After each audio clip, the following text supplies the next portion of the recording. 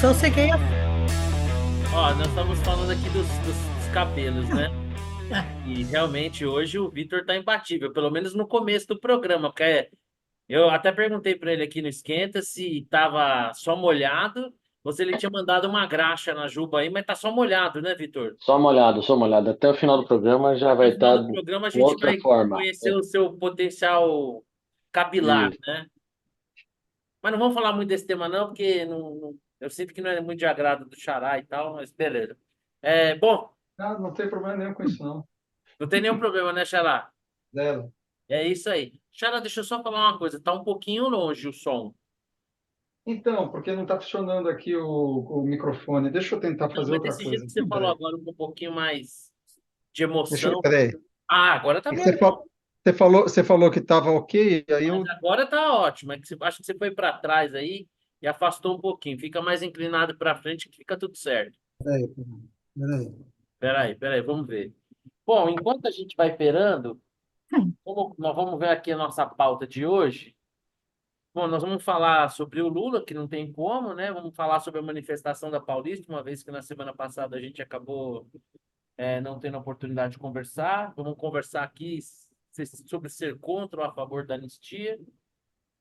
A mais nova intervenção do nosso governo, que parece ter o claro objetivo de destruir postos de trabalho.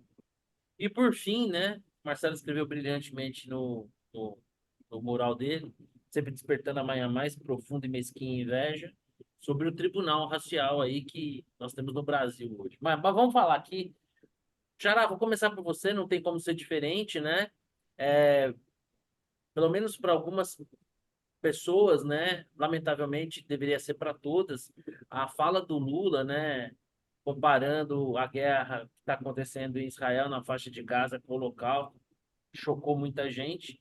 Né? O que se imaginava ali num primeiro momento é que talvez pudesse, né, em algum lapso de lucidez, se tentar voltar atrás do que se disse. Ao contrário, né? Se dobrou a aposta, foi o primeiro ministro. Ele não falou Holocausto, ele falou o que Hitler fez com os judeus, que é mais ou menos não falar Natal, falar o dia do nascimento. É que Hitler fez cosquinhas, então. É, Não, não era do Holocausto que ele estava falando. É que nem não, você não. falar que você está falando do dia do nascimento de Jesus, mas não está falando do Natal, assim, né? Não usou a palavra Isso. Natal. O Xará, assim, eu não consigo acreditar que essa postura do Lula é algo impensado, especialmente quando ele dobra a aposta, mesmo tendo tido uma reação significativamente contrária à fala dele, que realmente é absurda, porque nada se compara ao Holocausto. Como é que você vê isso? Essa é a nossa política externa? Esse é o caminho? Então, ele escolhe a minha interpretação, acho que ele escolhe algumas bandeiras para agradar o pessoal mais radical da esquerda.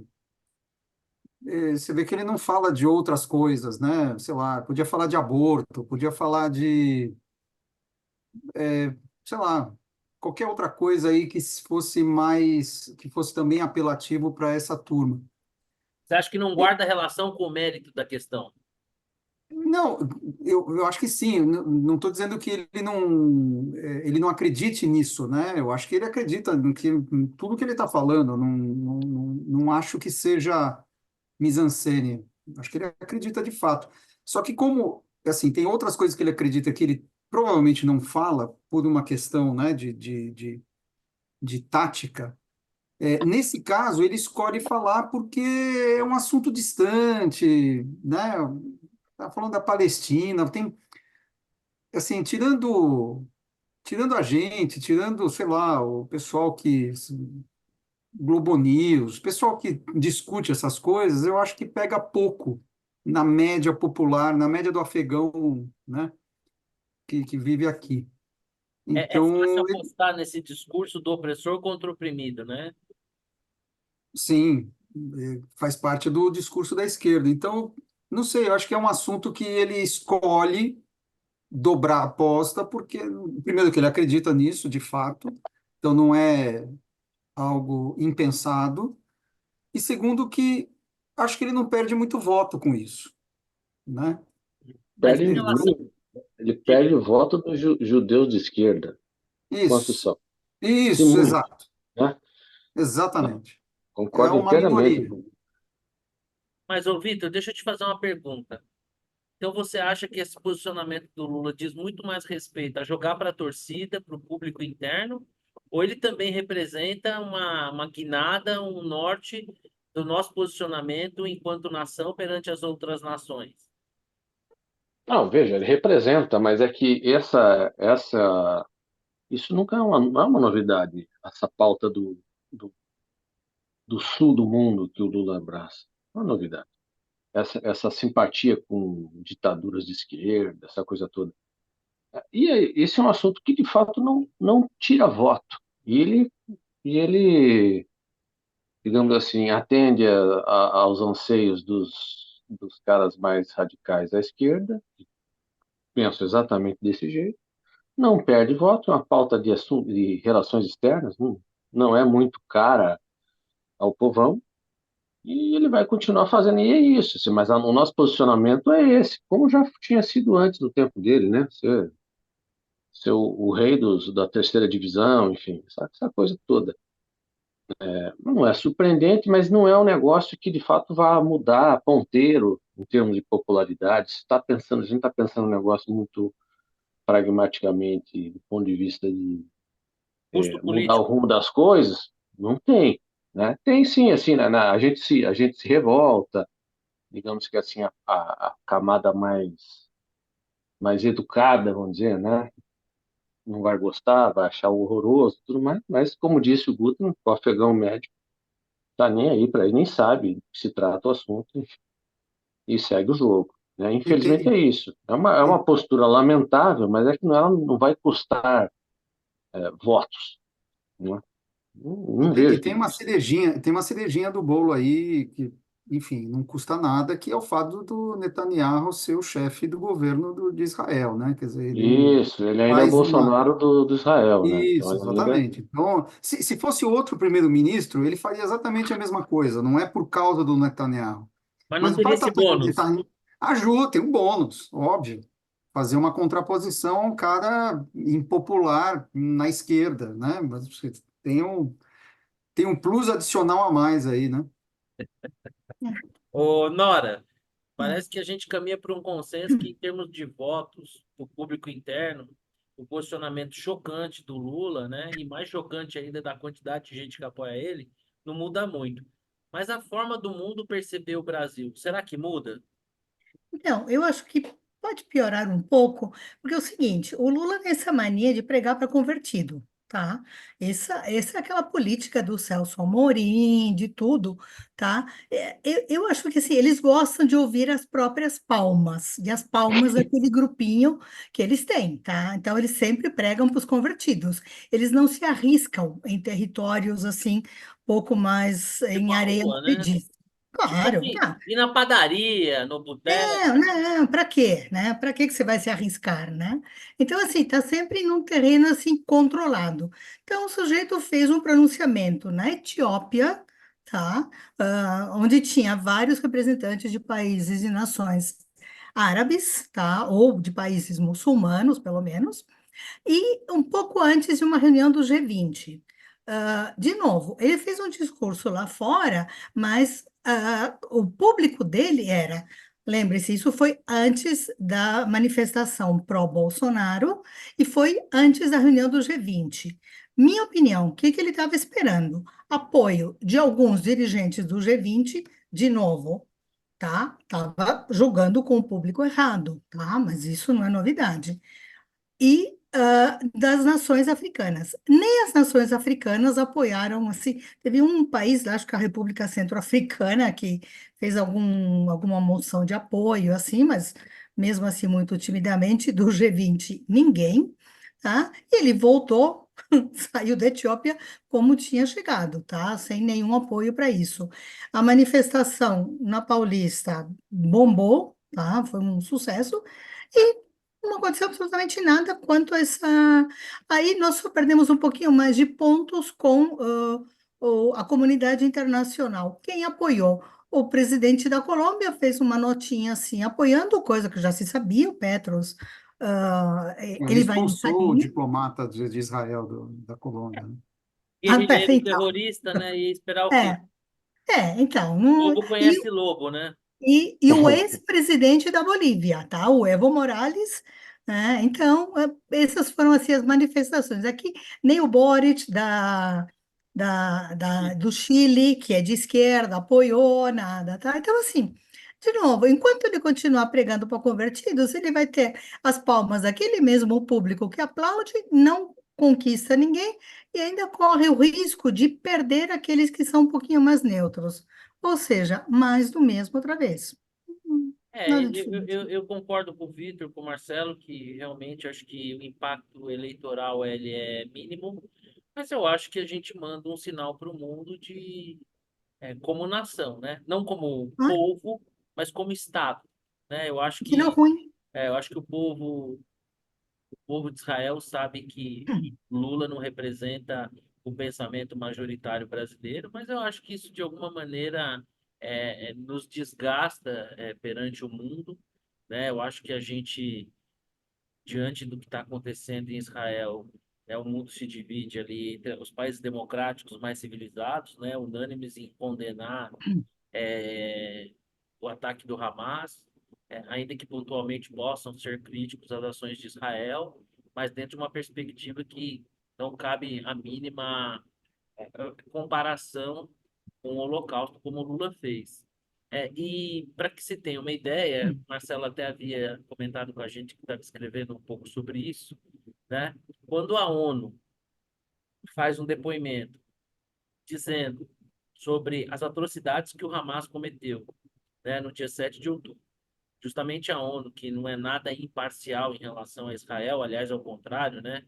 Ah, foi detectado aí que a sua agência convivia ali candidamente com as ações do Hamas, né? Inclusive, existem relatos de próprios funcionários contratados pela agência da ONU que participaram do ataque, quando a própria ONU fala da gravidade. E no mesmo momento, o representante do Hamas elogia o Brasil, né? Eu acho que isso não é possível que isso não represente nada em algum momento na curva do tempo, se não pelo menos em desgaste em relação à imagem do Brasil.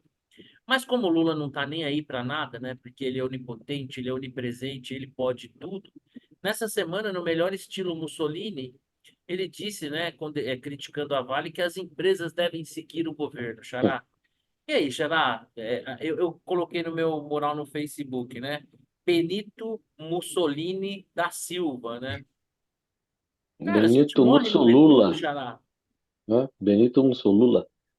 A gente morre e não vê tudo, Xará. As Você empresas sabe devem que seguir a fórmula do nosso governo tão competente quanto é. Você sabe que esse paralelo com Mussolini eu vi essa semana em outro contexto. Interessante isso, né? Qual o contexto de que o Lula O tem razão? contexto exato, exato, porque o Duce sempre tinha razão, né? Sim, tem até frase, né? Exatamente. Isso. E ele fala, né? Pô, quando aconteceu esse incidente lá que morreram os palestinos lá na fila do pão, é, enfim, uma confusão ali, e Ainda não está claro de fato o que aconteceu, né? ele aproveitou o ensejo para dizer que ele tinha razão, né, ao comparar com o Holocausto, né? Então, ele é o Duce, porque ele sempre tem razão. Agora, usando o seu outro contexto, né,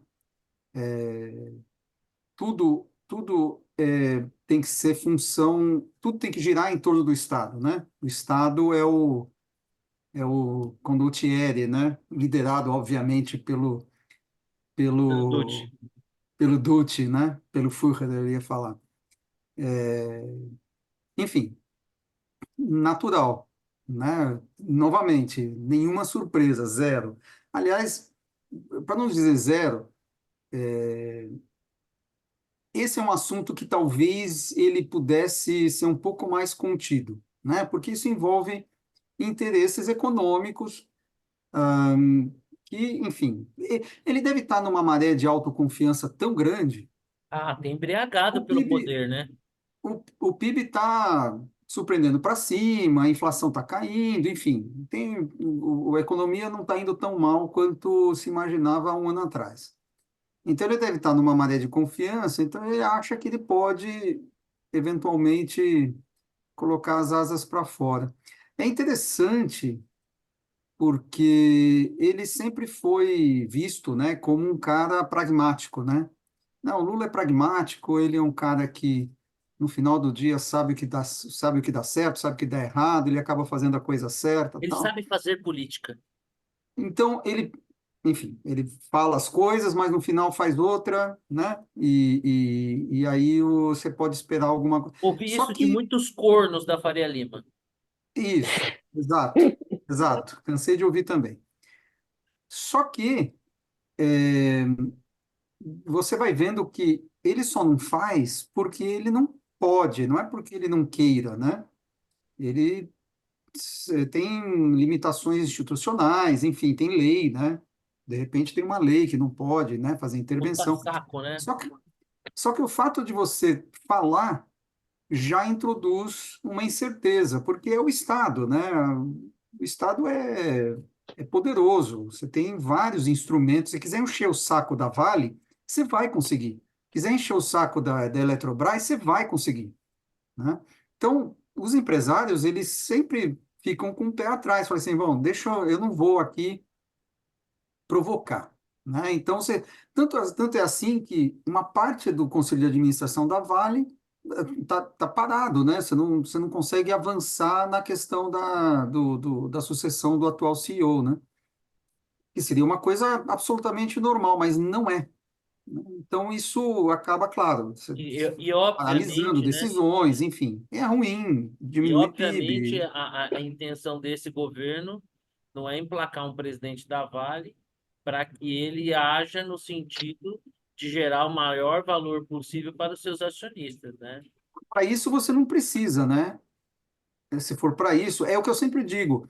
A empresa estatal está aí para dar prejuízo, não lucro. Eu realmente fico sempre muito assim, confuso quando eu ouço alguém dizendo, não, essa empresa estatal, ela é boa, precisava ser mantida porque ela dá lucro. Se ela dá lucro, ela tinha que estar nas mãos da iniciativa privada, porque o Estado, não faz sentido o Estado tocar uma empresa para dar lucro. A empresa serve para fazer política do governo. E a política do governo só existe porque não dá lucro, né? Não, E a Então, mesma, e a mesma coisa com o raciocínio inverso. Não, por que que vai privatizar? Não, né, não precisa privatizar se está dando lucro. Esse pois é, mas raciocínio é ridículo. exato. Se tá dando lucro, significa que não precisa estar na mão do Estado, Claro. né? Vitor, Você e faz política pública né, e com lá na, certa, ô diga. Vitor, lá na tua empresa, você não, na empresa da qual você trabalha, é sócio, você não quer levar um pessoal lá do governo para conduzirem lá os negócios, pô? Tem que ser do jeito que as empresas têm que conduzir e ser conduzida de acordo com o interesse do É, governo. Dura quanto tempo, mesmo? Porque dizem que se o. Como é que é aquela história que se o governo administrar o deserto, falta areia, né? A areia. mas essa é uma afirmação muito fascista, né, que ele fez. Muito.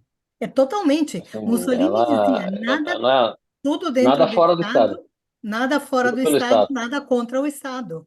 tudo pelo Estado, né? Assim, o Lula é um grande de um fascista. Esse é um nome, porque a mentalidade dele é muito alinhada com o que pensava o Mussolini, né?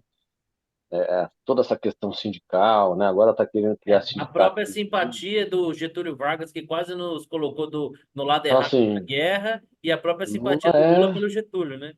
amplamente fascista, a declaração fascista é o que ele gostaria, o que ele ansiava é isso aí, o Estado controlando tudo, se metendo na vida de todo mundo, sendo o paizão, porque a população tem problemas, tem deficiência cognitiva, não sabe tomar decisões por conta própria, precisa do Estado paternalista que lhe diga o caminho, que lhe diga como faz, e que, né, em contrapartida, vai lhe tomar um pouco da liberdade, mas isso não tem problema, porque é o Estado que está definindo e o Estado é supremo em Ele seu sabe o que é desejo de saber o verdade, o que é que não é, melhor, exato. querem o Isso, nosso isso é bem. né? Querendo Foi esse proteger. o, exato, foi esse o cara que o Brasil elegeu, agora aguenta, né? Infelizmente é isso. E é aquele negócio, né? Acuse-os do que você é, né? Mais do que nunca, porque a gente ouviu a expressão fascista, fascista, fascista, e até nazismo, né? Uma das coisas que eu sempre fui muito contra, né? É a banalização das expressões, né? Qualquer coisa é genocídio, qualquer coisa é nazismo, qualquer coisa é fascismo, mas a grande realidade é que, passado algum tempo, a gente está vendo, né? O presidente da República banalizar o Holocausto, o mesmo presidente da República dizer que as empresas devem seguir o governo.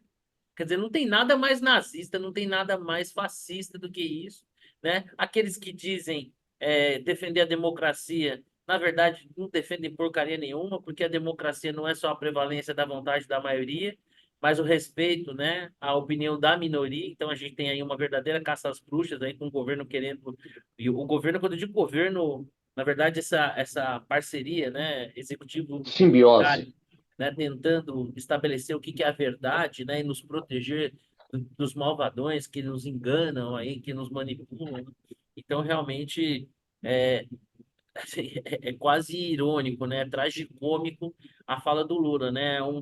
Assim, um protótipo, né, de Mussolini latino, né? Assim, eu fiquei imaginando ele esses dias com aquele chapéuzinho que o Mussolini usava. Acho que ia ficar bem legal. Mas, bom, em contraposição a isso, nós tivemos aí na Avenida Paulista uma manifestação, e eu vou começar aqui a dar um depoimento, uma vez que eu estive lá, eu vi muita gente discutindo no nosso grupo mesmo, né? Ah, tinha 67.412, tinha 827.325. Galera, deixa eu contar um negócio para vocês, pouco importa. Eu estive em todas as manifestações e a minha sensação que essa manifestação, se ela perdeu em quantidade para alguma, só aquela última às vésperas da queda da Dilma. Paulista estava abarrotada de gente. Quem quisesse enganar e dizer que era só bolsonaristas raiz, não era.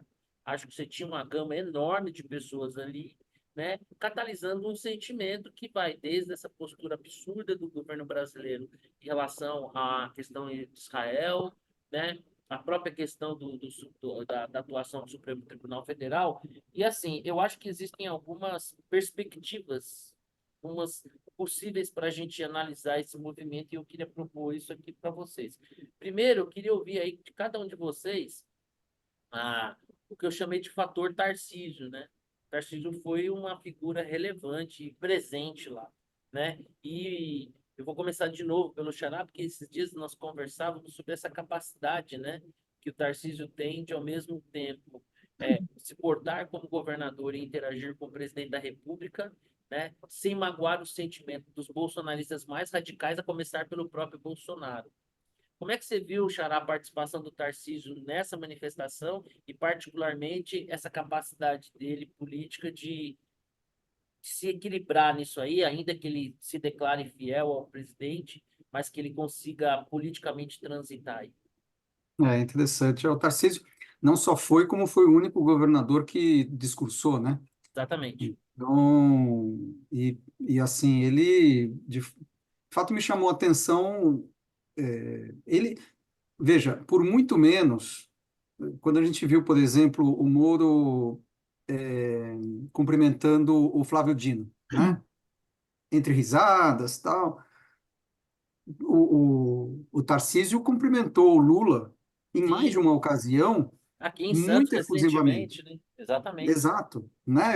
Ele não precisa, veja, é assim, ele é um cara, eu acho que ele é suficientemente macaco velho para não se deixar fotografar numa cena em que ele fica, né, dando risada com o presidente da República, né? Sim. Por mais que você está lá num evento oficial, precisa estar com o presidente, porque afinal tem dinheiro federal, tal, beleza. Outra coisa é você se deixar fotografar numa confraternização. E o Lula é sedutor, né? Falou dele ir pro PT e E, tudo. exato. Então, assim, é, é, houve também, por muito menos, figuras foram queimadas, figuras ligadas ao Bolsonaro foram queimadas, porque, enfim, e ele consegue, né? Ele consegue fazer essa transição. Ele claramente está no campo da direita, ele deixa isso sempre claro, né? Ele é do campo do Bolsonaro, mas ele não deixa Talvez, de. talvez nele a turma do nojinho votasse. Então, veja, é assim. Pode ser uma parte, né? Mas eu acho que tem outra parte que, só pelo fato de ter discursado no caminhão do Bolsonaro, já queimou, né? Ah, eu não voto, porque não é um voto anti-Bolsonaro, é um voto anti-bolsonarismo, né? É uma espécie de ideia que engloba todos os políticos que estão em volta, né? Então, no fundo, é um esquerdismo. Faz de conta que está em cima do muro, faz de conta que é um PSDB da vida. Não é, Não é. É, né? o cano quando cai do muro é sempre para a esquerda. Então, Hum. não vem com essa, não.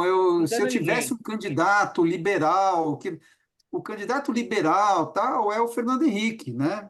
É um cara que, pô, eu tem que ter nojo do Bolsonaro. Não pode ser alguém que esteja no mesmo caminhão de som do No Bolsonaro. máximo, Então, tem que ser no máximo primo do PT. exato, primo de primeiro grau. É. Então, não acho que o pessoal que ficou em cima do muro e que acabou votando no Lula, e 100% não sendo Bolsonaro, eu vou votar num cara que, que comungue das ideias, né, do liberalismo e tal. Não que o Bolsonaro seja liberal, né? Longe Mas, disso, enfim, né? comparar, exato, longe disso. Mas comparado com o Dutty, putz, o cara é o Adam Smith, né? Então, você, não vai acontecer, né? Acho que não. Ô, Vitor, você acha que o Tarcísio poderia, na próxima corrida eleitoral, ser uma alternativa em substituição ao Bolsonaro? Ou ele mais Hum. pragmático, vai ficar na dele, garantir a reeleição e deverá surgir outro candidato para perder do Lula na próxima eleição? Ele deveria ser pragmático e ir para a reeleição, e se posicionar e se solidificar como um bom governador do estado mais rico do Brasil. Agora, eu acho que tem uma questão importante, que é o seguinte: o eleitor brasileiro, ele tem uma coisa que ele não perdoa: a trairagem, É verdade. né?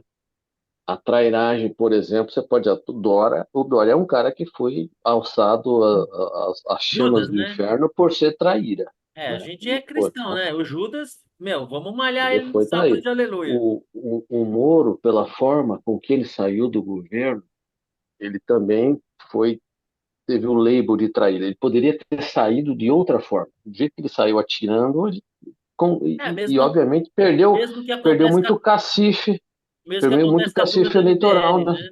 né? É.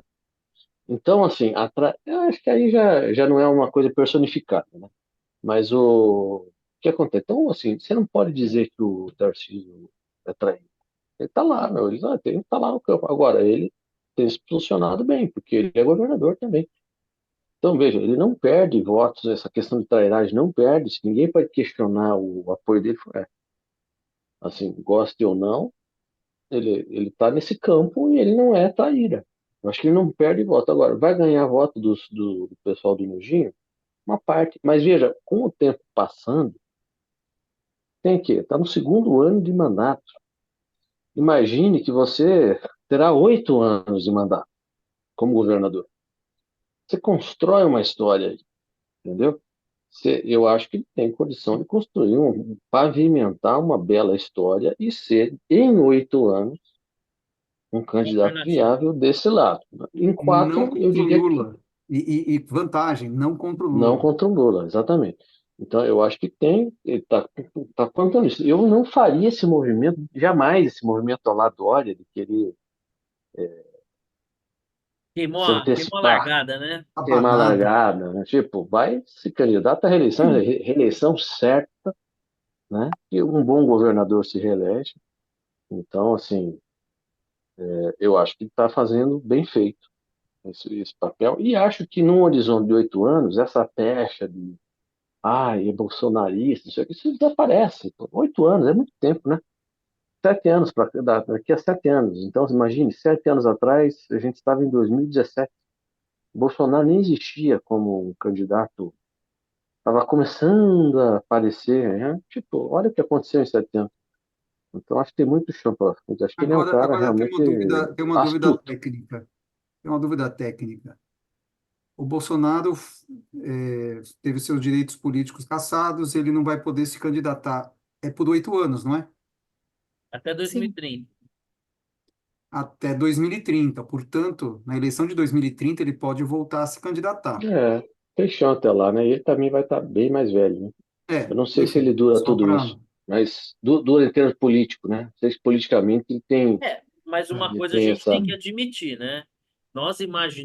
Eu, pelo menos, não imaginava que ele fosse seguir sendo politicamente atuante e liderando a oposição, como ele lidera. Não dá para Mas ignorar que o cara abriu eu a acho boca que e ele colocou sei lidera. lá quantas mil pessoas na Aí eu, política. eu discordo um pouco. Eu acho que ele lidera a oposição.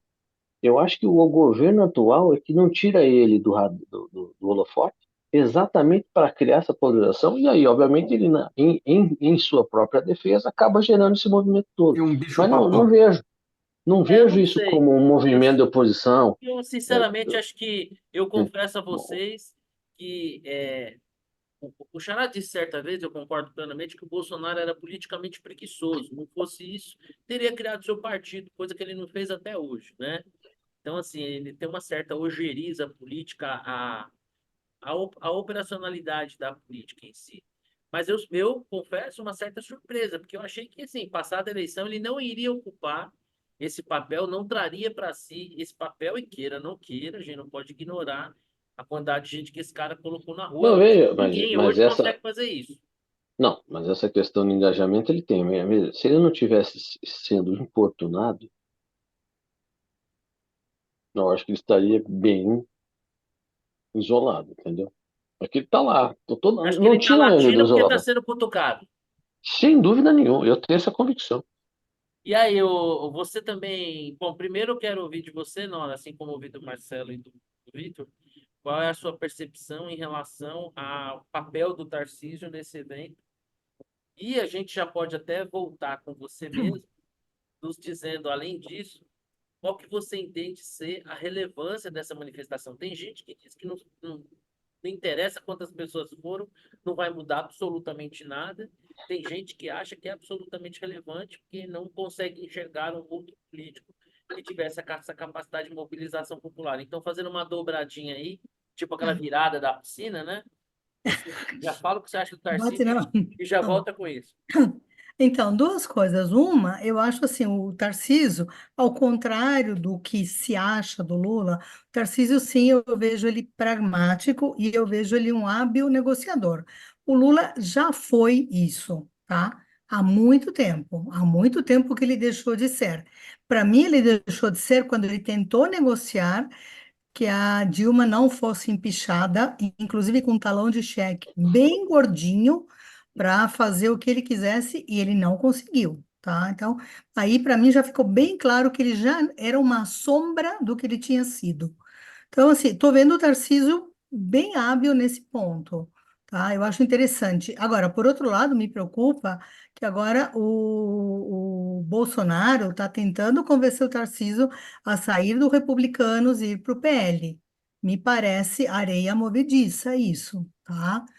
Concordo. Você tem um partido como é, Valdemar, Mar Costa Costa, Neto. Costa Correia, como é que chama? Valdemar? Costa Costa Neto. Neto. Valdemar Costa Isso, Neto. não, até o nome já estou mudando do cara, é que ele já muda de partido, vai preso, sai, tudo com ele é meio volúvel, estou até mudando o nome dele. Me parece roubada, me parece uma fritura já desde agora. Espero que o Tarcísio perceba isso, como ele já percebeu lá Mas atrás, você acha que o e não Bolsonaro, fez ao esse fazer isso, está movimento. querendo queimar o Tarcísio? Eu acho, Como matar me um cheira possível fritura. sucessor? É, exatamente, me cheira fritura no nascidouro, tá? O que eu acho um erro, tá? Eu acho um erro, mas me Sim, cheira tem um a cara, desculpa te fritura. interromper, Nora, tem um cara do lado dele que não vai deixá-lo fazer isso. Hum, Passado. Chama-se Gilberto Kassab. eu Ah, espero que, esse aí. claro, eu estou contando com ele. Eu Isso aí não estou perde uma contando com bola a dividida. raposa, Se claro, fosse eu um estou zagueiro, eu contando com queria no meu ele. time. Estou contando com ele, tá? Mas, assim, me incomoda um pouco essa tentativa, tá? Espero que não vingue. E eu espero que realmente o Tarcísio faça esses 8 anos. Ele está indo bem, ele realmente está indo bem, muito melhor do que eu achava que ele ia fazer um governo bom, tá? Mas ele está indo melhor do que eu imaginava, tá? E E, e fazendo bate e volta, quanto a quanto você acha que é a Paulista? relevância da manifestação? Então, eu me surpreendi. Eu não pensei que ia ter tanta gente, mas eu sou meio lesada, tá? Eu também achei que os Mamonas Assassinas não tinham tanto público, tá? Eu, naquela época, eu estava no Estadão, eu teria dado uma notinha de rodapé, tá? Então, para você ter uma ideia, de vez em quando eu erro muito. Eu também achava que o celular pré-pago não ia dar certo. Meus dois grandes erros, assim, Mamonas Assassinos e celular pré-pago, tá? Então. Pode botar na conta mais algum. Eu não pensei que fosse ser tão grande. Eu achei que ia ficar bem na foto, 4 quarteirões mais ou menos densos, tudo, mas eu não pensei que seria tão contundente. Novamente, 185.000, 600.000, alguma coisa entre isso, tá? Não foi 1 milhão, não foram 2 milhões, também não foram 30.000, tá? Mas foi uma manifestação muito contundente, tá? E foi um recado, e eu acho que o governo sentiu o golpe, tá? Então, eu acho que mexeu um pouquinho com o governo, falar, opa, peraí, tem alguém do outro lado, tem muita gente do outro lado. O que que essa gente vai fazer? Não sei, tá? Se isso vai se traduzir em alguma coisa, se o Bolsonaro vai ser preso, se isso vai evitar uma prisão, não acredito, tá? Não acho que isso vai acontecer. Mas é importante que os brasileiros estão indo às ruas, finalmente, tá? Agora, não acho que isso vai evitar uma prisão do Bolsonaro. Não por aí, né? Ó, deixa Não. eu contar um negócio. Para mim e para o Xará não foi surpresa, porque nós tínhamos dois indicadores importantes. Ele, o colega de trabalho dele, que existia só de sacanagem, e eu, meu irmão, que já estava meio saturado, de saco cheio, não tinha ido, fazia tempo numa manifestação, e nessa foi. Então ali foram duas, talvez, termômetros. Então não foi surpresa para mim. Eu normalmente fico ali na Paulista com a Pamplona, e algumas manifestações, o que que eu fazia? Ficava na ponta do pé, não sou um anão, mas também não sou tão dotado assim de estatura, né? E eu ficava ali na pontinha do pé para dar uma olhada na direção da Paulista, né? Então, ali um pouquinho antes do Hospital Santa Catarina e tal, você via que já estava meio esparso, e dessa vez não. É, onde eu alcançava o olhar, eu via gente, né? E as imagens mudaram isso. Ô, Vitor, eu acho que você é um pouco mais cético aí, né? O que que você acha? Essa manifestação não serve de porcaria nenhuma? É um indicador de alguma coisa? Pode vir a ser? Qual é a relevância que você dá para essa manifestação? Não, acho que talvez não sirva para nada mesmo, mas ela serve para dizer para o governo que ó, tem muita gente que não está gostando e vai contra vocês, tá? Fiquem espertos. Mas eu acho que ela vai ter alguma serventia se na eleição municipal, particularmente São Paulo, o PT, com o seu candidato Boulos, for fragorosamente derrotado. Porque não adianta fazer manifestação e perder a maior capital do Brasil Ah, para olha. Guilherme Boulos, Eu já vou entendeu? ficar feliz se o Boulos perder por uns 3, 4 votos. Fragorosamente derrotado, mas não vai ser mesmo. Mas vai, 55-45 no segundo turno já é uma surra. Eu acho o seguinte, Olha, eu queria não- ter a sua segurança e a sua esperança, mas não sei não. então assim, não adianta, então é isso que é meu ponto, porque não adianta fazer a manifestação e depois entregar a prefeitura para o Boulos, entendeu? Não adianta muito, concorda? O que que adiantou? Entendeu? Então, eu acho que ela serve como um indicador de que sim, tem muita gente descontente e tal.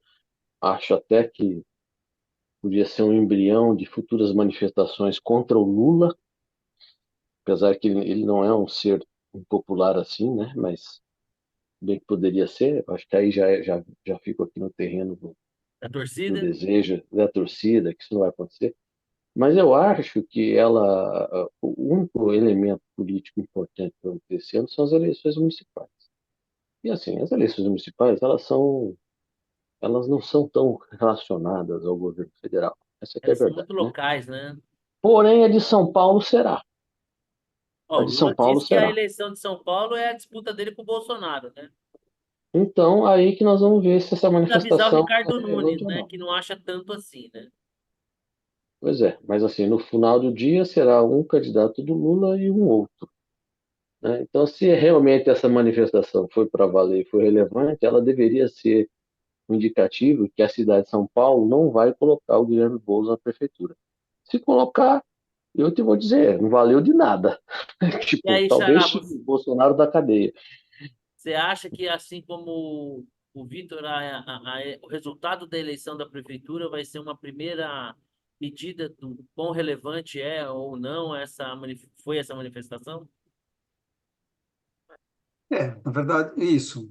Eu acho que é um bom termômetro de como está a temperatura da cidade de São Paulo, porque a gente está falando da cidade, né? A manifestação foi só na Paulista, não teve em nenhuma outra cidade, né? Mas eu vi muita E, gente de outras Do cidades do interior, estado, e Não, até mesmo de teve outros estados caravana. vindo para São não, tudo Paulo. bem, mas é pouca coisa. Você Sim, É. você vai olhar ali quantos ônibus vieram, entendeu? Se tiver 1.000 ônibus, você está falando de quantas pessoas em cada ônibus. Enfim, não é relevante para o total, né? Digo. sim. É, então, sim, é um termômetro, mas eu acho que a principal consequência desse é ter novamente ah, feito a esquerda morrer de inveja, porque o pessoal não quer, não consegue colocar gente na rua, É, e eu acho que, mas inclusive, eles estão prestes a cometer um erro aí, né? Que eles estão querendo convocar uma exato, manifestação. estão então, convocando, pô, vai ser Vai O ter? aluguel pior, de né? não, Kombi, o aluguel de dá Kombi um já explodiu, perdido. né? É tiro no Exato, pé. vai dar um perdido nisso, não esquece. Vamos falar de outro assunto. Eles não vão conseguir. O cara acabou, flopou o tal do café com o presidente, né? Não, acabaram com o negócio, né? Traço de audiência. Isso. E agora estão falando, né? Tentar fazer outra coisa, tal. Não consegue. E eu vou dizer uma coisa que eu acho que, em relação ao que você falou aí, dessa manifestação de esquerda, tem um erro aí, que, a meu ver, é conceitual, que é fazer uma manifestação pedindo a prisão do Bolsonaro. Por quê? Porque aí atesta um caráter político à prisão. Transforma o Bolsonaro não naquele cara que cometeu o crime de supostamente planejar o golpe, mas Isso de alguém que está sendo. não é judicial, né? Exatamente, Que é diferente do impeachment, né? Porque o impeachment é exatamente. político. Sim, Impeachment é um exatamente. julgamento político. Não. O Bolsonaro não está no julgamento político, Então, fazer uma manifestação para teoricamente, pedir a não? prisão dele, né, mostra que ele está sendo perseguido politicamente, porque nem mandato ele tem, Exato, nem ser eleito ele pode, né? exatamente. Então é isso, é só uma questão mesmo de, olha, na verdade, assim, não deveria surpreender ninguém, né? O Bolsonaro perdeu a eleição por 1,5 ponto percentual, foram 2 milhões de votos, se muito, né? 1.800.000, alguma coisa 1,8. assim. Isso. Então, assim, o Lula, ele sabe, apesar de estar agindo como se tivesse ganho com 90% dos votos, ele sabe que o país está dividido. E o que aconteceu na Paulista é simplesmente reflexo disso, né? É, eu particularmente acho que a relevância de fato desse movimento, a gente nunca sabe quando a história, o que está acontecendo no momento que está acontecendo, né? Eu lembro que uma vez eu fui numa palestra do Luiz Carlos Mendonça de Barros, e ele falava sobre isso, né? A nossa incapacidade de interpretar a história enquanto ela acontece. Então ele comentava sobre dois intelectuais, que me faltam o nome aqui agora, que trocavam correspondência, um em Paris, outro em Nova York, e ambos se reclamavam, né, da mesmice das coisas, né? E essas correspondências eram datadas de tipo 1789, né? Onde teve assim a Revolução Francesa. Então, quer dizer, ali, às vésperas de algo tão magnânimo acontecer, que dividiu uma era, eles não conseguiam ter essa percepção. Então, acho que, ao final das contas, guardadas as devidas proporções, né? Por exemplo, as manifestações de 2013, ali naquele momento a gente via que estava acontecendo alguma coisa, mas é algo que até hoje é meio inexplicado ainda, né? De onde veio aquilo, aquela proporção que ganhou, né? O brasileiro voltar para a rua, né? Antes daquilo, salvo engano, a gente tinha pensado foi no impeachment do Collor, né?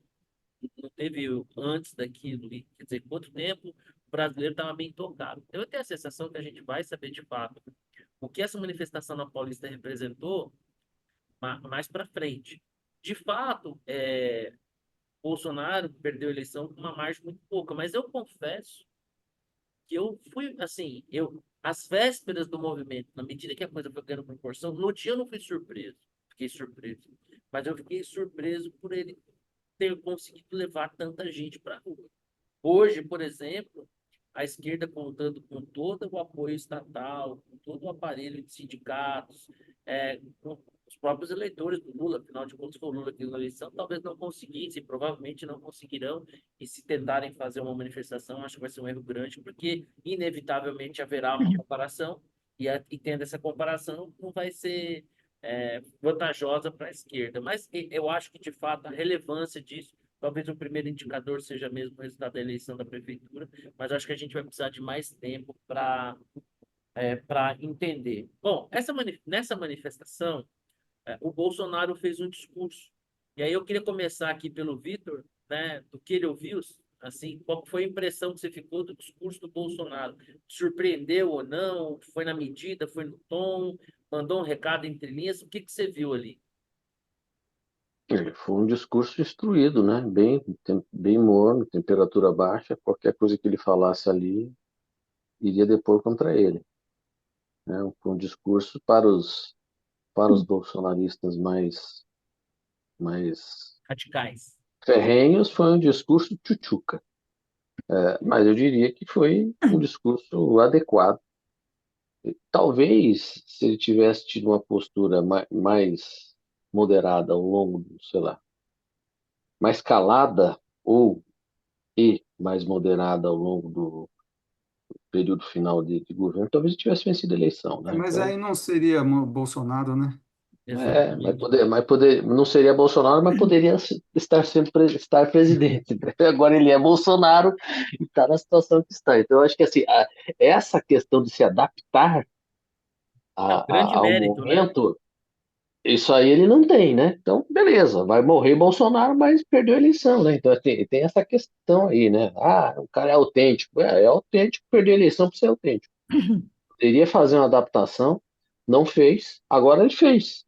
Fez, eu acho que mais por uma necessidade ali. Ele não podia fazer fora do pinico. Aí se fizesse, né, poderia sair, ter consequências. Então, eu acredito que foi um discurso correto, né, do ponto de vista talvez tardio até. Foi correto, mas tardio, né? Talvez tivesse feito um discurso desse, por exemplo, após a eleição, teria evitado aquele fatídico 8 de janeiro e teria evitado essas coisas, essa situação toda que está aí, e ele talvez fosse elegível. Então, eu não sei, são muitos ICs, né? Muitos Cs. Mas Os ifs. muitos ifs, mas eu acho que assim, do ponto de vista de conteúdo e de tom, achei correto. O que que você achou, Nora? Então, eu achei, assim, sabe o que que me pareceu? Aquela declaração de Miranda que fazem nos Estados Unidos quando você vai preso, tudo que você dizer pode ser usado contra você, sabe? Parecia essa declaração. Ele foi super, super cuidado, que aliás era o caso mesmo. Qualquer coisa que ele dissesse poderia e seria usada contra ele. Então, foi um discurso assim morno e tudo. E o problema de um discurso, principalmente assim, diante de uma plateia muito grande, é quando você não tem uma frase para fazer o título ou o resumo. Por exemplo, I have a dream. Putz, é maravilhoso aquilo, entendeu? Além de que o discurso inteiro é fantástico, mas quando você tem uma frase assim de efeito, é genial. Quem que fez Yes, a yes, we frase? can. Então, quem que fez uma frase muito boa nesse discurso? O Tarcísio, quando ele falou que o Bolsonaro não é uma pessoa, não é um CPF, ele é um movimento. Pronto.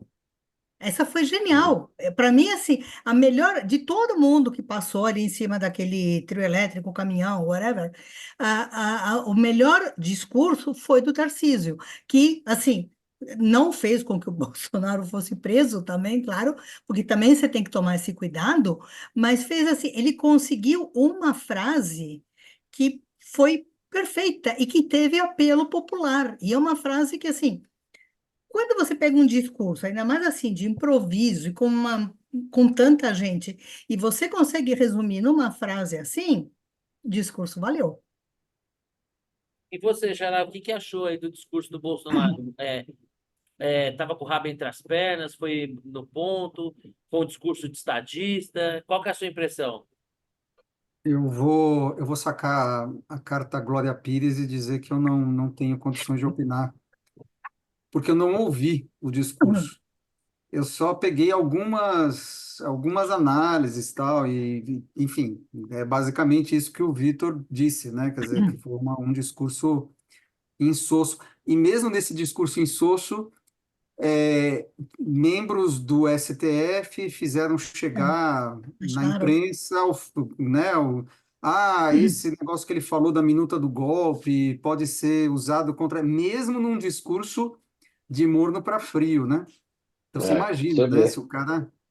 se o cara chuta o balde. Então, assim, não tem muito o que analisar, né? O que, na verdade, assim, se ele pudesse não discursar, eu acho que ele faria. O discurso dele foi absolutamente dispensável. O que importava era a foto. Tirou a foto, acabou o evento.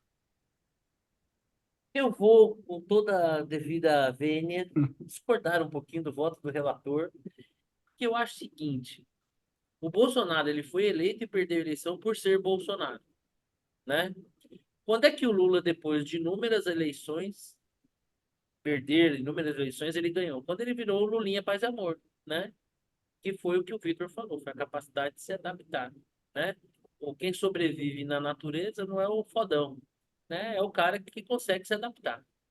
Então, eu acho que uma crítica recorrente e injusta, pertinente ao Bolsonaro foi essa incapacidade dele, né, de transitar do candidato contra o sistema a alguém que estava investido da instituição chamada Presidência da República. Então, coisas que um candidato pode dizer, o presidente não, né? Nesse sentido, por exemplo, eu acho que o Milei, guardadas as devidas proporções, porque também não é uma florzinha do campo, mas ele consegue, parece que consegue fazer isso melhor do que o Bolsonaro, ainda que, né, o Bolsonaro foi testado ali num cenário de estresse que foi a pandemia. Mas mesmo antes da pandemia, ele não mudou, ele não desceu muito do palanque. Então, onde que eu vejo o mérito nesse discurso dele? No tom, né? Um discurso de tipo, olha, a eleição ficou lá para trás, vamos seguir em frente, fazer oposição, a própria comedimento dele em relação à convocação, porque assim, se ele tiver que ser preso, não é por conta dele ter falado para as pessoas não irem com faixas nem nada que ele deixará de ser preso. Então, acho que finalmente, talvez aí o tempo que vai dizer se por mérito dele, se por circunstância, mas finalmente o Bolsonaro acertou no tom, porque uma das coisas que a gente sempre reclama é o tom do Bolsonaro, sempre exagerou. Então, acho que ali ele teve esse mérito. E ali, vai ser o nosso próximo tema, ele propõe uma anistia para aquelas pessoas que estão sendo condenadas em massa, né, em processos que talvez não estejam sendo assim um primor, né, em um exemplo do Estado de Direito. E ali ele faz essa propositura que o Lula, espertamente, diz que o Bolsonaro pediu para ser anistiado, quando em nenhum momento ele falou isso, né? Na verdade, ele pediu anistia para aquelas pessoas que estavam recebendo pesadas penas e com a ressalva de que aqueles que depredaram patrimônio público e tal sejam penalizados por isso. Que eu não consigo, e aí pode ser que vocês pensem diferente disso, mas não consigo ver ali no 8 de janeiro uma tentativa de golpe, né? O que teve ali foi uma manifestação que descambou ali para uma bagunça, como a gente está cansado de ver na esquerda, e a gente viu ali, como, claro, que, pô, tem mesmo que ser punido quem depredou patrimônio público, mas realmente. Aí voltando aqui para o Vitor, E aí, Vitor, em 1979 nós tivemos a lei da anistia, né? O mote era anistia ampla, geral e restrita, que foi o que permitiu tentar, de alguma maneira, pacificar o país e trazer ele para o campo da institucionalidade depois de um período de ditadura, né? Naquela época voltou lá o Miguel Arraes, o Leonel Brizola, a volta do irmão do Envio, de tanta gente que partiu no rabo de foguete. Cabe uma anistia agora? Está cedo para se falar nisso? É pertinente? Essa propositura do Bolsonaro faz sentido? O que você acha? Você é contra ou a favor da anistia dos condenados da tentativa de golpe de Estado de 8 de janeiro? Eu acho que não houve tentativa de golpe de Estado, né? Eu acho que essa pessoa devia ser julgada por depredação do patrimônio público, e essas penas que estão sendo imputadas são muito mais severas do que deveriam ser, dado o crime cometido. Então, acho que Esse há um pessoal é bem pior que a exagero Suzane Richthofen, que é a Isa muito. Matsunaga, né? Então, acho que aqui já tem um exagero, sendo julgados no STF, né? Tipo, no STF. Então, tá tudo errado, né? Para começar. Para mim, tá errado isso.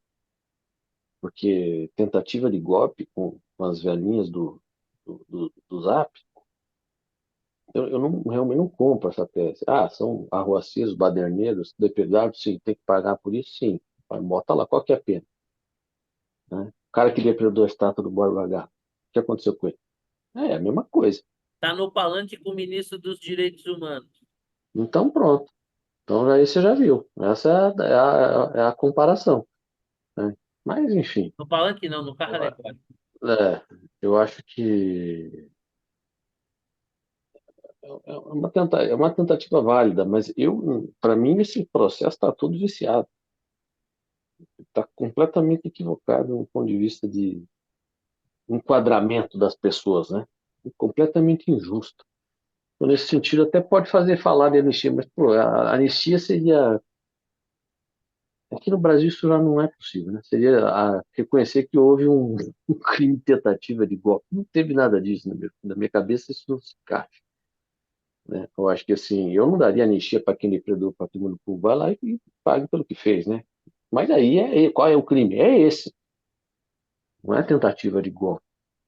Mas, Xará, o Vitão aqui, eu tendo a concordar com ele, diz que não cabe anistia porque, na verdade, não houve uma tentativa de golpe, né? Seria muito mais a gente adequar a pena a uma dosimetria em relação àquilo que de fato foi feito.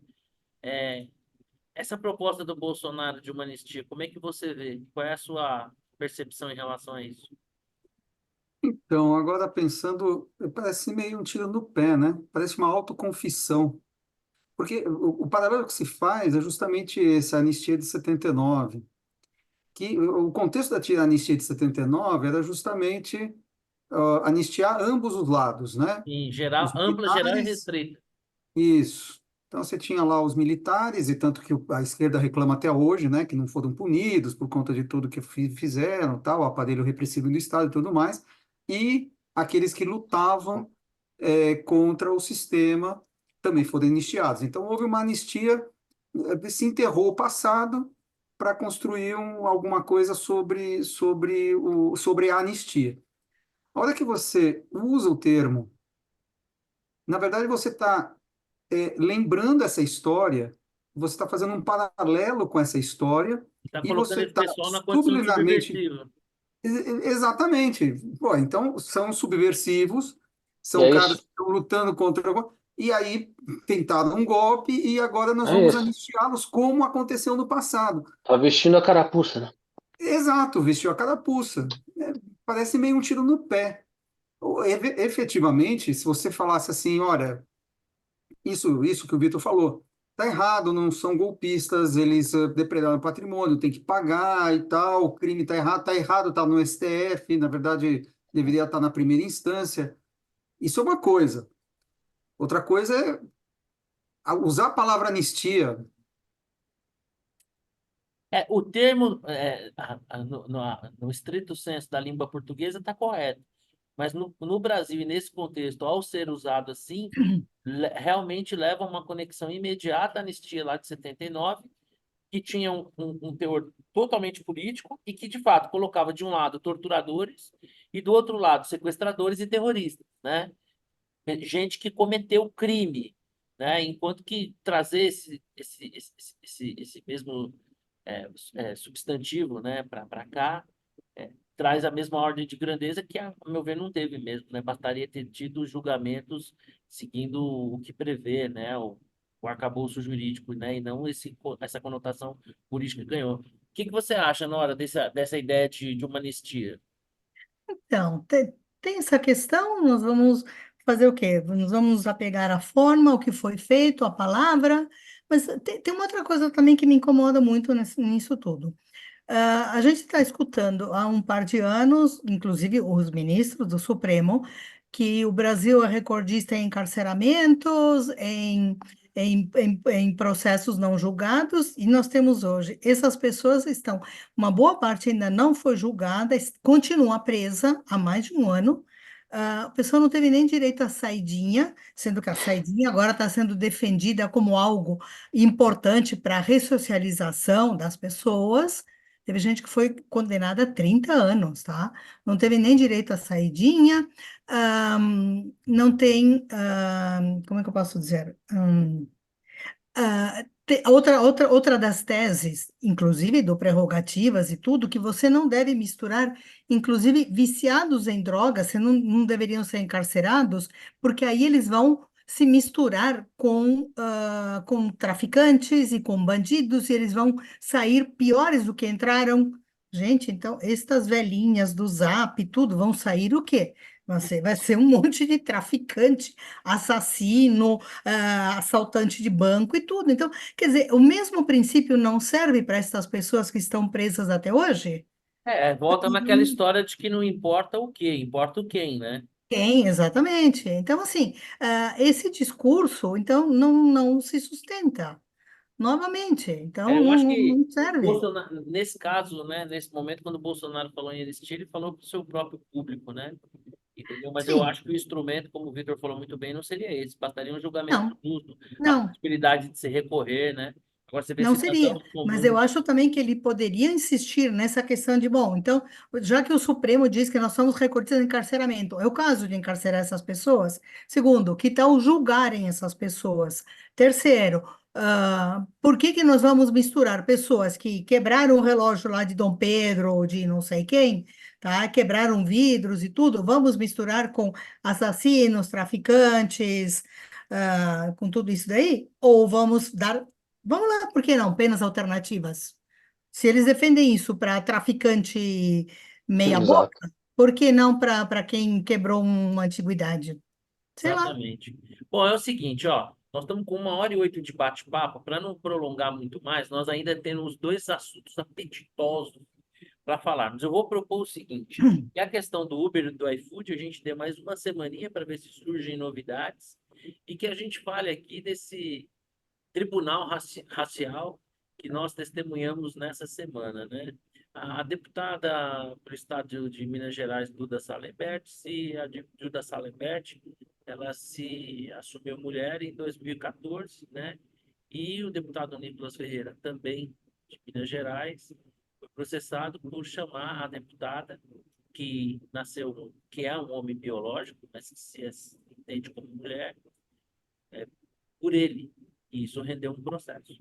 Então, né, bastou que a deputada se declarasse mulher e ela deve ser respeitada como tal. Eu não acho que isso deveria ser por lei, eu acho que isso deveria ser por convicção. Eu, por exemplo, não tenho problema nenhum em chamá-la de ela, mas eu não acho que deveria fazê-lo que não fosse pela minha consciência e respeito à sua, como ela se identifica. No extremo oposto disso, nós tivemos o caso de um jovem, Alisson, se não me falha a memória, que é agora, estou ficando velhinho, em que submetido a um tribunal racial, né, que eles chamam de conselho de heteronormatização, Identificação. heteroidentificação, nome amoroso, mas que na prática é um tribunal racial, ele não pôde, ele se declarou pardo e o tribunal racial, num julgamento sumário, diz que não, né, diz que ele não é pardo. O Marcelo escreveu sobre isso. Eu acho que a gente vive uma situação bem complicada, né, porque esse jovem, ele teve o seu mérito, apesar de entrar numa cota, e eu acho que é um tema até para uma outra discussão, mas foi motivo de orgulho na cidade, da sua cidade natal, fizeram até um outdoor para ele. Imagina a alegria dele, da família dele, e teve sua matrícula cancelada porque ele não era pardo o suficiente. E aí, Xará, como é que é? Eu achei que, assim, eu cresci, né? Ouvindo que a gente deveria não se distinguir por questões raciais, né? E nós, afinal de contas, fazemos parte da humanidade. E agora, no Brasil, nós temos um tribunal. Funciona exatamente como um tribunal que julga sumariamente, quase que sem direito a apelo, a decretar o que alguém é ou não é. Por exemplo, é como se alguém me proibisse de me identificar como eu, que me assumi recentemente, um transmagro, né? Como se alguém me impusesse, se alguém olhasse para mim e falasse, não, você é gordo. Como assim? Se eu me declaro transmagro. E aí, Xará, como é que você vê essa questão que eu tento levar com algum humor, porque ela está no limite do absurdo, né? Ela limita. Bom, o que eu escrevi foi que, na verdade, tem uma confusão aqui, né? Porque, primeiro, você está falando de ação afirmativa, ou seja, você está usando a cor da pele como uma forma de promover, não de denegrir, né? Então, desculpa, Opa, usei uma palavra. errou. Então, trata-se de uma ação afirmativa. E ela é feita por construção, né? Até tem o tribunal, o conselho de heteroidentificação, com base na aparência. E é interessante porque todo racional para se construir a ação afirmativa, ela tem como base, né, a descendência. Quer dizer, você é descendente de escravos, né, que foram trazidos para o Brasil, portanto, teve um ponto de partida muito mais baixo do que o colonizador, né? Vamos tirar aí os imigrantes que vieram com uma mão na frente e outra atrás, enfim, vamos simplificar a história como o pessoal gosta de simplificar.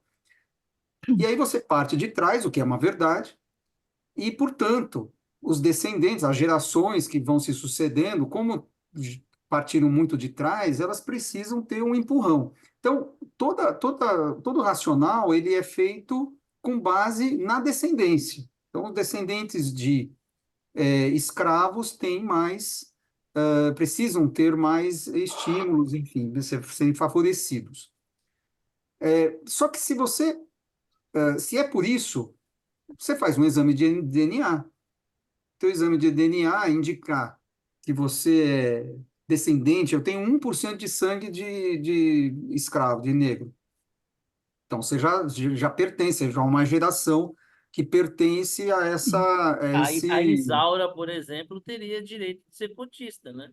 Isso, porque afinal tem lá uma... Mas É qual? descendente, não é? Qual é Sim. o percentual, hein? Qual é o percentual? Então, qual é o percentual? Aí você começa a entrar em outras discussões. Uma segunda possibilidade é você fazer a cota social, porque você tem uma intersecção. Já que o Para pessoal mim, essa é a saiu de trás, solução mais pragmática e boa. isso, você Também saiu acho. de trás na corrida, você está para trás. Então, se você está para trás, você é mais pobre do que a média da população, portanto, né? E a gente sabe, né? Existe uma intersecção grande entre a população negra Total. Totalmente e a correlacionado. pobreza, né? Então, seria uma outra solução que foca na descendência. Agora, quando você faz o tal do conselho de heteroidentificação, você está olhando a aparência.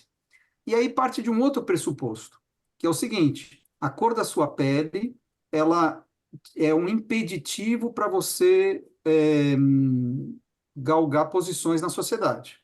Então, existe um preconceito, não é necessariamente por causa da sua descendência, claro, obviamente você tem aquela cor de pele porque teve a descendência, mas não é a descendência em si, é a cor da pele.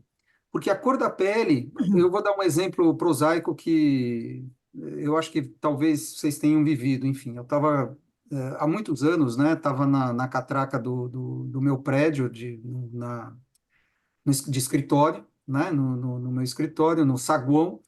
e eu estava com um colega e o colega tinha esquecido o crachá para passar a catraca. E ele pediu para um rapaz: você pode me liberar aqui? O rapaz era de negro, né? Não negro, era mulato e tal. E ele Retinto. falou: eu não Mulato não trabalho pode aqui. também. Mulato também não pode. Ele era executivo. Ó, viu, Marcelo? Putz, Oi? mulato não pode também. Mulato também não pode.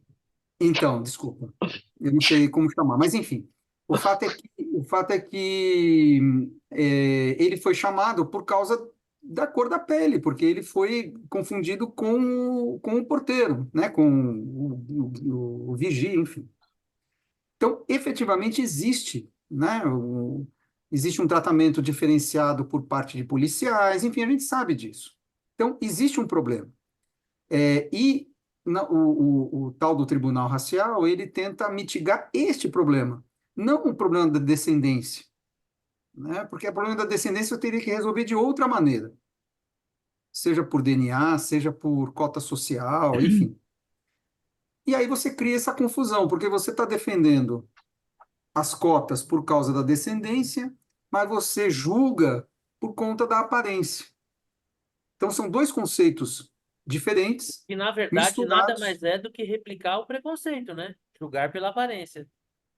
Pois é, isso acaba criando uma retroalimentação, né? É, Pois é, se o candidato que foi negado soubesse disso, talvez ele fizesse umas 10 sessões de bronzeamento artificial e ia aparecer um pouquinho mais moreno e poderia, o pessoal ia passar.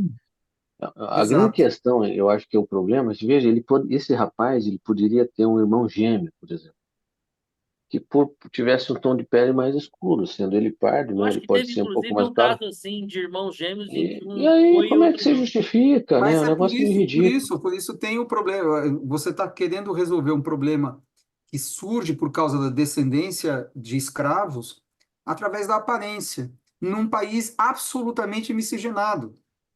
Não, não tem como dar certo isso. Eu Eu senti. particularmente, não, Eu acho que eu eu já. não, eu não, Desculpa, Vitor, pode falar.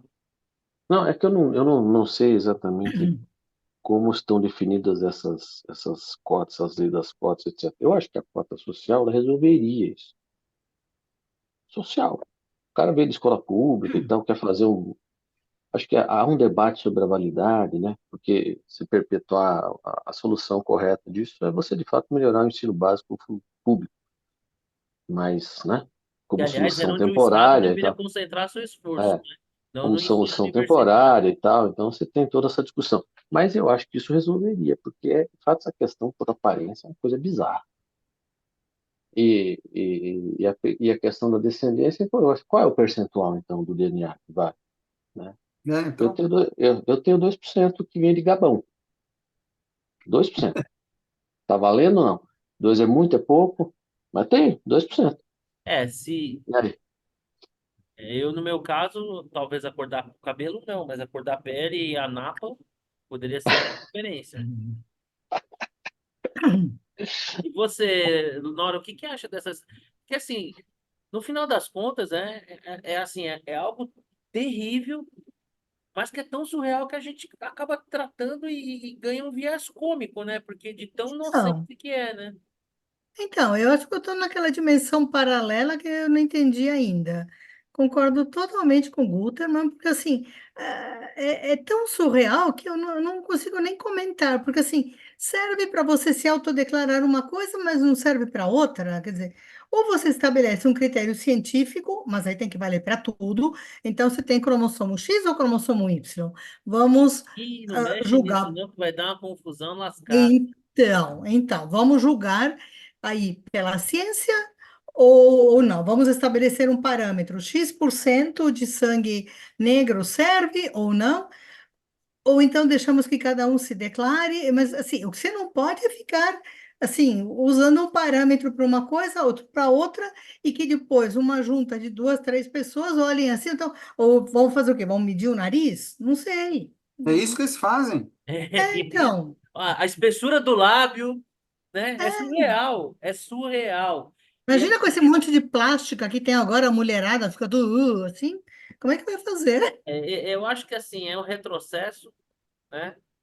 eu acho que esse tipo de situação, obviamente que existe preconceito no Brasil, indiscutivelmente existe preconceito no Brasil, né?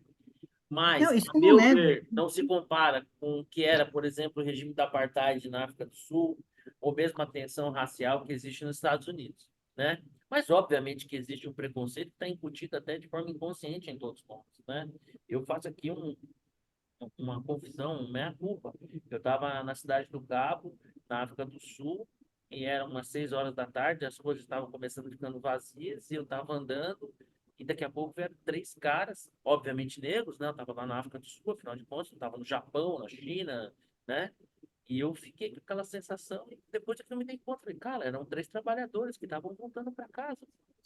Mas a gente está criando, a gente tem no nosso inconsciente tanto essa ideia da violência, né, que é o que o Victor falou da questão social, que a gente tem no nosso inconsciente isso mesmo, né? Você cheguei no, do mesmo jeito que eu me senti estranho quando eu estava em West Hollywood com a minha esposa na época, né?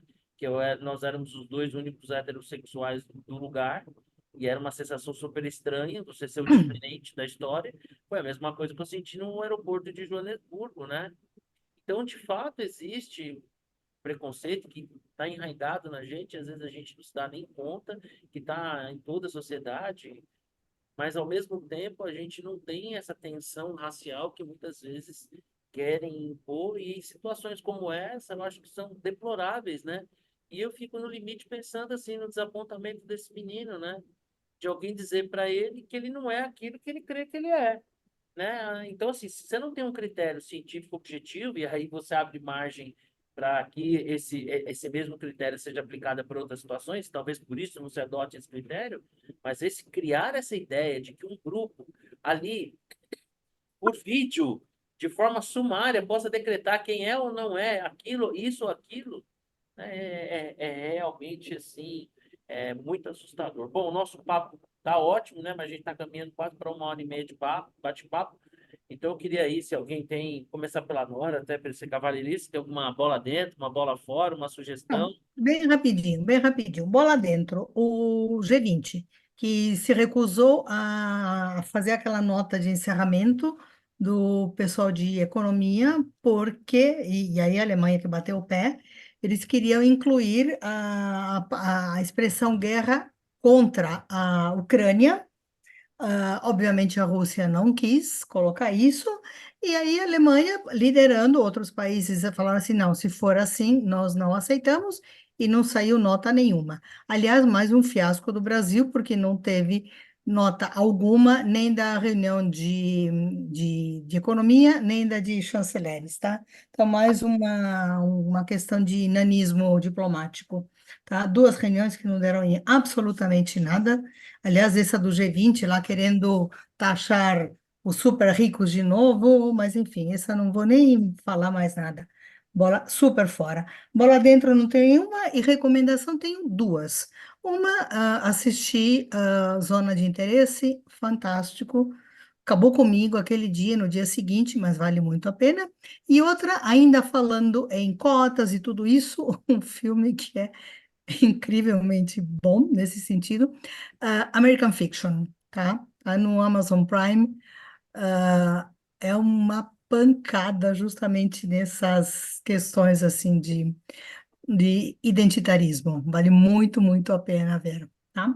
É isso.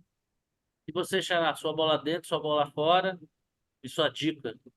Putz, eu tenho. é, A minha bola fora ia para esse projeto de lei do Lula, que a gente ia comentar, então, como não comentamos, vai para como minha bola fora, para regulamentar o Uber, né? E, aliás, interessante como não teve nenhuma manifestação das empresas em lugar nenhum, você não vê as empresas falando sobre esse projeto de lei, é bem interessante isso. Então, bola fora. Aliás, o STF está para fazer um julgamento em repercussão geral sobre esse assunto, né? Provavelmente vai acabar com essa questão de vínculo empregatício de uma vez por todas. Será? Ah, eu acho que sim. Acho que sim. Que ainda sobra algum bom senso nesse país, né? Eu acho que sim. Já tem precedente. É, bola dentro não me ocorre nada.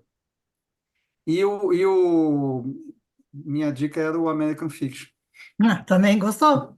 Sim, E aí, Vitor, sua bola dentro, sua bola fora, você que já ostenta uma estrutura capilar diferente daquela que iniciou o programa. Você viu só? Já, já, Ó, já se foi o ganhando programa forma. durasse mais 1 hora, você ia ver que E a aí, como coisa é que está tá a bem coisa? diferente. Beleza. É, Hum.